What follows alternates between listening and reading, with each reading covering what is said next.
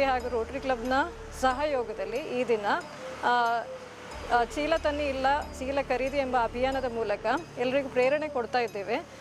ಈ ಅಭಿಯಾನವು ಎಲ್ಲಿವರೆಗೆ ಮುಂದುವರಿತದೆ ಅಂತ ಹೇಳಿದರೆ, ಎಲ್ಲಿವರೆಗೆ ಮೂಡುಬಿದಿರೆ ಸಂತೆಯಲ್ಲಿ ಏಕಬಳಕೆಯ ಪ್ಲಾಸ್ಟಿಕ್ ತ್ಯಾಜ್ಯ ಕಡಿಮೆ ಆಗ್ತದೆ ಅಲ್ಲಿವರೆಗೆ ಈ ಅಭಿಯಾನ ಮುಂದುವರಿಯುವ ಕನಸು ನಮ್ಮದು.